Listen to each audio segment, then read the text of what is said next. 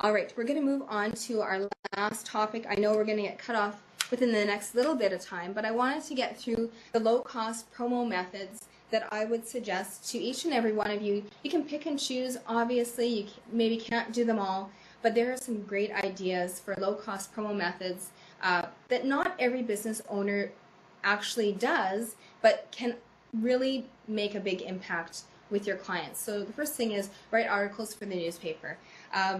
I had a fellow that was starting up a wine and beer store, and he was kind of a connoisseur of wines and beers and that type of thing, how to pair your wine with your meal. And so he had a lot of interesting facts that he wanted to provide to clients, and so he approached the newspaper at the time. It was about 5 years ago.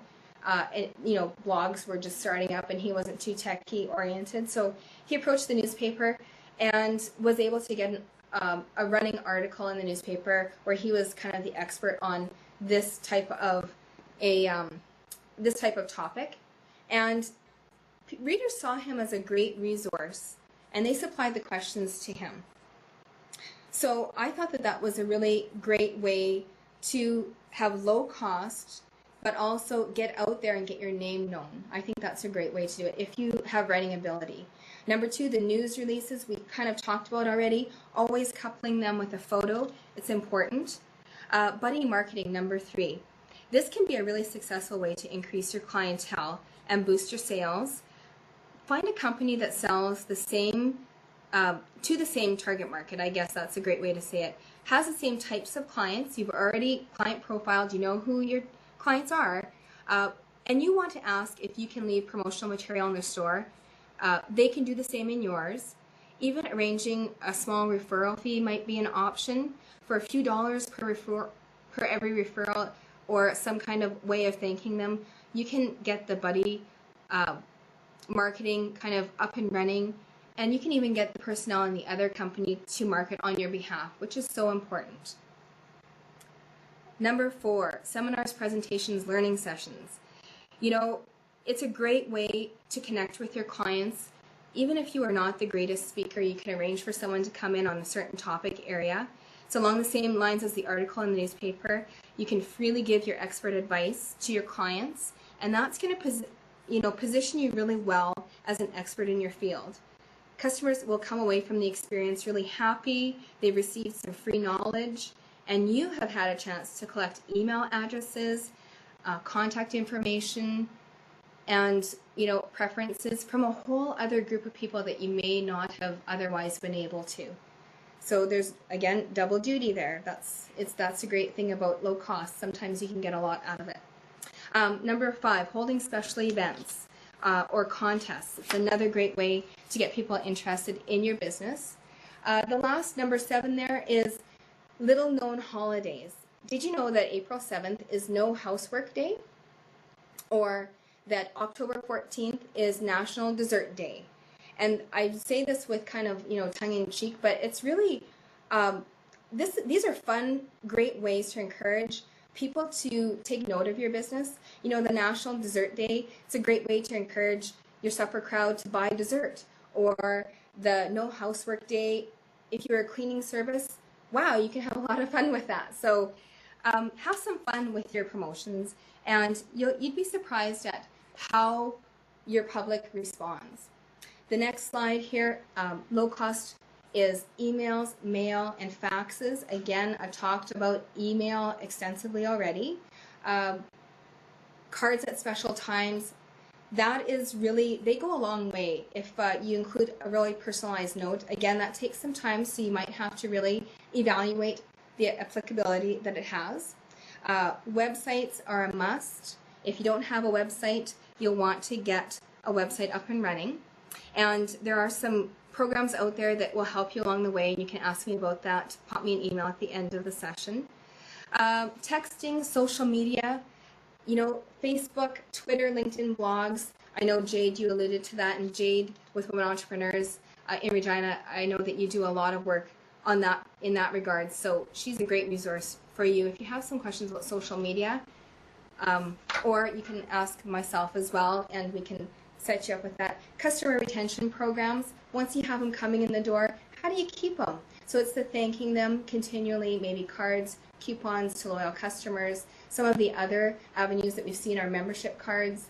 So don't forget about, promoting has to do a lot with getting new clients, but it should have a lot to do with keeping clients interested. Facebook, it's important. I know I'm running through the last little bit because I talk way too fast, but too long, I should say. But Facebook is important in that it's one of the main social media outlets. We can't ignore it. Jump on board and do some work investigating about Facebook. Facebook.com, you can get a Facebook page for your business set up. Here's one example of ours. Twitter as well. Lots of users worldwide. Really important for you to be aware of, and the applicability of Twitter is that it's short, concise messages to your clients, easy to navigate and manage. There's a Twitter management, your Twitter site, and important to know about these social media implications and be a part of social media with your business. Customer retention. Why do people leave? Well, they leave because they move or die. They leave because they develop other relationships. They leave because of competitors drawing them away, or they're not happy with the actual product or service they get. But 68% of them have a lack of customer service displayed to them, and so they leave because of that. So I think that's important to know. Where did you get these? Where did these stats come from? These stats came from, it's probably very small, but you can actually Google it and they will come up. This one I got of botomation.com, and it's on the bottom of this. Yeah. Thank you. You're welcome. So how do we keep customers coming back to us? Well, we need to think about our service, right? Above and beyond service. Customizing our communication, not mass communicating, but customizing a little short note once a year. We'll do that. Asking them surveys, formal and informal. How are we doing? What can we do to entice you to continue to come to us? Thanking them at every turn. And the loyalty rewards that we had kind of talked about previously. All right. Now we're kind of full circle. Back to the marketing plan. We've seen who comes to us, why do they come to us, what are some different ways to attract them to come to us, and now we need to plan it all out. Identify each of the things we're going to do to pull them into us, how much are they going to cost, create our budget, and stay on target. And this is, again, another real simple spreadsheet. Along the left-hand side, I've just listed any and all types of marketing mediums. There are probably a million more. And then across the top, the months of the year. You'd say, when am I going to do what? How much will it cost? And really think it through, because everything that you do takes time and money and effort.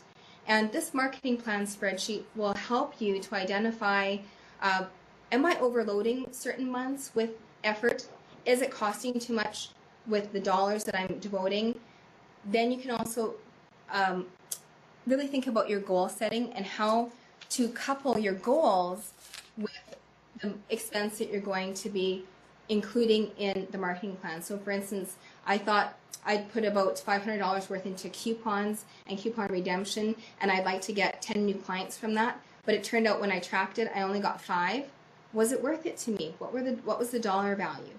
So if you start to plan out your marketing, you can also do a great job by evaluating your goals.